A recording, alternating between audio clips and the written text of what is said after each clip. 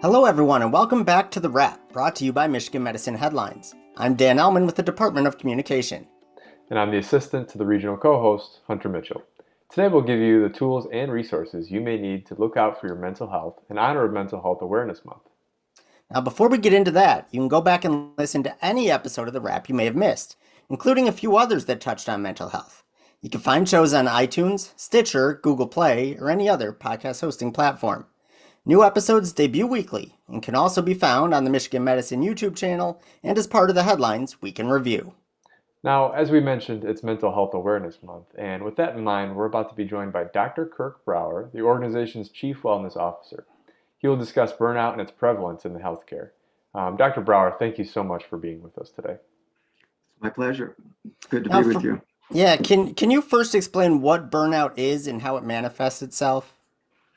Sure. Burnout results from chronic stress in the workplace. So it's at work, it's work-related stress, accumulating over time and leading to one or more of the following: feeling exhausted, feeling cynical about work, and feeling disconnected from other people. And when the other people are patients, then we might not feel effective at our jobs anymore. So burnout is the opposite of workplace well-being. And improving workplace well-being is really our primary mission at the Wellness Office. So I have a two-part question for you. I know you said some of the symptoms, but what are maybe some signs that you can spot when you first start feeling burned out, or maybe you see a coworker who's starting to exhibit those symptoms? Is there like an easy tell or something that you can spot early on?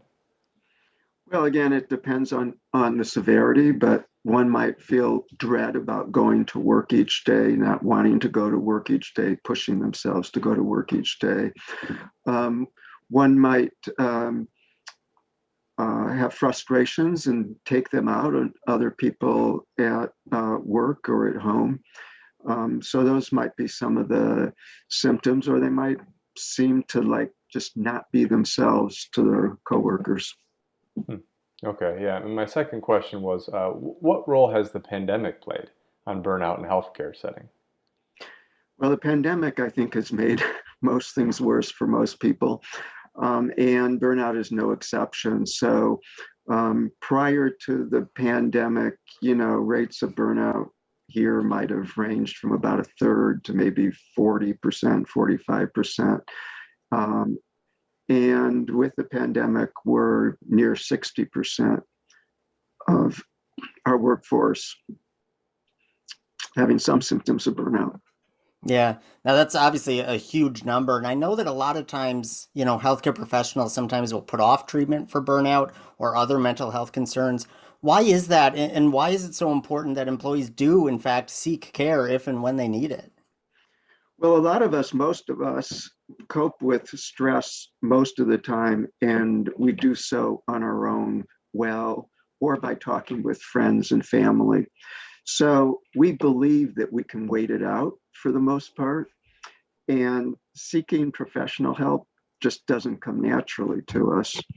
But it's when our own ways of coping and talking with friends and family aren't working well enough that's when brief professional help can help. Reasons why we might not go: we might feel embarrassed to go or ashamed to go. We might be afraid that other people are going to find out and think less of us. We may not have the time to take off from work, or we may not know where to go. The reason it's so important to go is because waiting too long can make things worse and harder to treat. So especially if we're taking our frustration out on others, overusing substances to cope, or feeling depressed. So it's almost as if there's not a point of no return, but a point of much harder return, right? If you sort of go down that line a little too far. Yes. So jumping off Dan's question there, what resources are available at Michigan Medicine to help those dealing with burnout right now? Well, for faculty, paid trainees and staff, we have the Office of Workplace Counseling and Resilience, which I can recommend highly. It's free, it's confidential, nothing goes into the electronic health record at Michigan Medicine. So do they have therapy session? What sort of, options are available through the Office of Counseling and Workplace Resilience? Sure. They have, they offer brief counseling or therapy. It can either be in person or virtual. And for the and they can work individually for the most part. Mhm. So, and they are on site in the hospital system. Outstanding. So on top of counseling and workplace resilience, what other resources are provided through the wellness office that you oversee? Well, on our website, we have a burnout toolkit. Um, that's one page that people can download. We have a brief well-being check-in guide for starting huddles or staff meetings. And we have a feature called Counseling Services at a Glance that lets you compare therapy services available to faculty, staff, separate one for learners, in terms of things like cost, in person versus virtual, contact information, and so forth. Well, so thank you so much, Dr. Brower, for teaching us more about burnout. Now, before your job is finished here, we're going to ask you to participate in our newest feature, the lightning round. We're going to ask you 4 questions in just 1 minute. Are you ready? I'm ready. All right, here we go. What inspired you to go into medicine in the first place? I wanted to help people, and I felt I had the ability to do that with the right training. Awesome. So if you weren't a doctor, what job would you like to have? Well, when I was a teenager, my dream job was to be a recording engineer and hang out with people who played music. Outstanding. Well, I think that leads to our next question. What's your favorite hobby outside of work? Well, I played guitar, so that's definitely one. I put that among my favorites, yes. That's awesome. Well, so what is your favorite restaurant in the area? My favorite restaurant in the area, oh boy, there's so many good ones. I like the Real Seafood Company. That's a favorite. Awesome. Right in downtown Ann Arbor, right?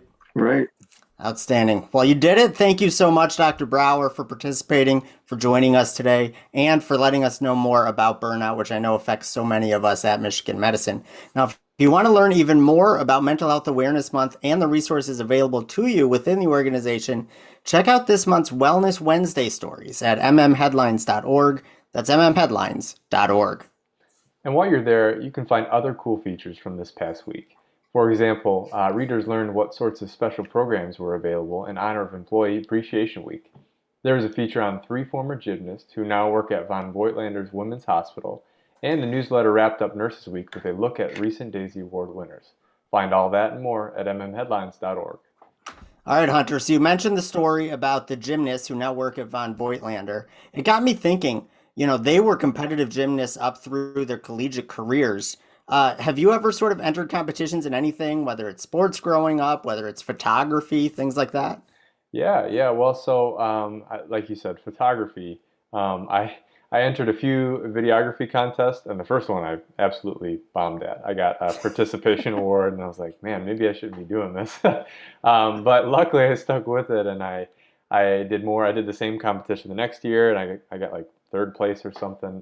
And I did a few in college that I won. But I've tried to do the Emmys a few times. Never won anything. Got nominated. We both got Yeah, nominated hey, last that's all year. that matters. That's right. But yeah, and I also, so on the more athletic side, I like doing races, 5Ks, kind of working towards Okay. 10K maybe someday. But Nice. yeah, what about you? Very good. Yeah, so growing up, I played competitively in wheelchair basketball. And that went through my high school career. And actually, my senior year in high school, our team finished 3rd in the nation. So we went to the national tournament and made it to the national semifinals. Now, we had been ranked number 1 all year and lost in the semifinals to a team we hadn't lost. Not that I'm bitter or anything and still holding on to a grudge 20 years later, but I'm still holding on to a grudge 20 years later. But it really forged this, I have a love of sports anyway, and the competition, and just, getting out there and having fun. And that sort of inspired me. Now I'm the head coach of the pediatric wheelchair basketball team here at Michigan Medicine. So that all was sort of forged, 20 plus years ago playing in high school. Awesome. Yeah, and I know we filmed at least one video with your Yep. team, and yeah, great people, great kids, and yeah, so Yeah, that's it's amazing. I can't wait to see them again. It's been more than a year since we've gotten together for practices, so can't wait to see them again. Hopefully in the fall. I'm keeping my fingers crossed. there you go. Fingers crossed. All right, it's time for the weekly trivia contest. Last week we asked listeners, as of May 3rd, how many COVID-19 vaccines have been administered by Michigan Medicine? The answer is more than 117,000. Congratulations to Amy Van Brussel, who sent in the correct answer. Amy, a member of the Department of Communication, will be in touch shortly to help you claim your prize. Now for this week's question, here's Dan. All right, thanks, Hunter. This week's question is, what sorts of awards were earned by the Michigan Medicine nurses who were featured in this week's Nurses Week story? Once again, what sort of awards were earned by the nurses featured in this week's Nurses Week story? You can either rewind this video or episode, or you can head over to the Headlines website to find the answer. And once you know it, send it to headlines@med.umich.edu for the chance to win a prize. That's all the time we have for this week. Thanks, Dr. Brower, for joining us, and thanks, as always, to all our listeners and viewers for everything you do for patients, families, and each other. We'll see you next week.